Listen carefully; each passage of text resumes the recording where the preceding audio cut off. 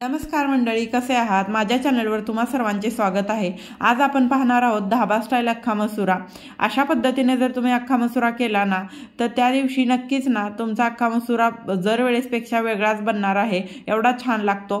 इथं ना मसुरा मी चांगला असा 2 ते 3 तासाचा भिजवून घेतला आहे आणि कुकरमध्ये तो घेतला, पाणी ओतून घेतलं आणि ना बारीक गॅसवर 2 शिट्ट्या करून चांगला असा शिजवून घ्यायचा आहे। एकदम पटकन असा शिजला जातो भिजल्यामुळे, आणि डायरेक्ट जरी शिजवला तरी शिजतो, पण त्याला जास्त शिट्ट्या वगैरे कराव्या लागतात। तर इथं मसुऱ्यासाठी ना आपल्याला कांदा जास्त वापरायचा आहे। इथं मी 4 मोठ्या साईजचे कांदे घेतले आहेत, 2 छोटे टोमॅटो, अद्रक लसूण ह्याची प्युरी करून घ्यायची आहे। टोमॅटो जर मोठा असेल तर एकच बस होतो, इथं आपल्याला कांदा जास्त वापरायचा आहे। मसुरा आपला 2 शिट्ट्यात खूप छान असा शिजला जातो। शिजणंही तेवढंच महत्त्वाचं आहे। मसुरा एकदम छान शिजल्यानंतर भाजी आपली छान बनते। कढई घेतली, कढईत तेल टाकून घेतलं, नंतर तेल गरम झाल्यानंतर त्यात जिरे टाकून घ्यायचे आणि नंतर बारीक चिरलेला कांदा टाकायचा आहे। कांदा आपल्याला जास्तीत जास्त असा वापरायचा आहे मसुऱ्यामध्ये, म्हणूनच कांद्यामुळे ना आपल्या मसुऱ्याला खूप छान इथं टेस्ट येणार आहे। कांदा असा छान असा परतून घेतला की नंतर त्याच्यात मीठ टाकून घ्यायचं। मीठ टाकल्यामुळे कांदा लवकर असा परतला जातो। आणि ह्याच्यात सगळ्यात महत्त्वाचं म्हणजे आपल्याला थोडा खायचा सोडा वापरायचा आहे। खायचा सोडा वापरल्यामुळे एकदम मसुऱ्याला धाबा स्टाईल अशी टेस्ट येते। तुम्ही एकदा नक्की वापरून बघा। थोडासा पिवळसर कलर येतो आणि कांदा लवकर गळला जातो, काही इथं भ्यायची गरज नाही, असं होतंच, नॉर्मल आहे हे।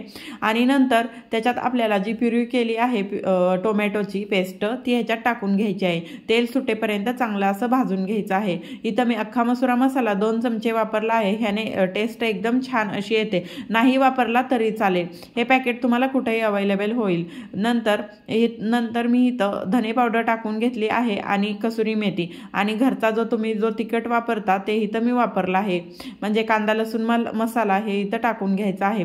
नंतर कोथिंबीर टाकलं, पाणी टाकून घेतलं आणि थोडंसं परतून घ्यायचं तेल सुटेपर्यंत। नंतर ह्याच्यात थोडंसं अजून पाणी टाकून घ्यायचं।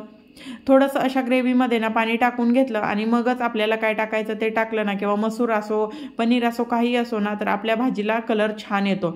जर डायरेक्टच टाकलं पाणी न टाकता तर आपला म्हणजे भाजीचा जो कलर असतो ना तो निघून जातो। थोडं घट्टसर ग्रेव्हीत टाकल्यानंतर कलर निघून जातो। थोडंसं पाणी असं टाकलं आपल्या पेस्टमध्ये तर कलर एकदम छान असा बॅलन्स होतो। मसुरा टाकून घेतला, तुम्ही कलर बघू शकता, अजिबात हलला नाही। नंतर कोथिंबीर आणि कसुरी मेथी मी परत टाकून घेतली। आता मीठ ह्याच्यात टाकायची गरज नाही, आपण आधीच टाकलं आहे।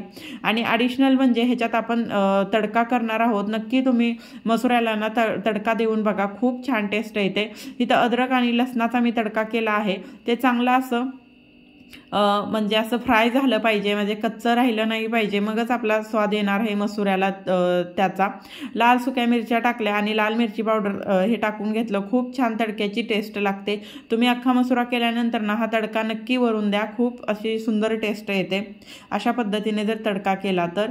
आणि मसुराची ही रेसिपी ना तुम्ही नक्की ट्राय करून बघा, जर वेळेसपेक्षा तुम्हाला नक्की ह्या टेस्टला मसुरा नक्की लागणार। तर व्हिडिओ कसा वाटला नक्की सांगा, आवडला तर नक्की लाईक शेअर सबस्क्राईब करा। तुमच्या एका सबस्क्राईबमुळे ना मला पुढे जायला ऊर्जा मिळते आणि नवीन नवीन व्हिडिओ बनवायला प्रोत्साहन मिळते।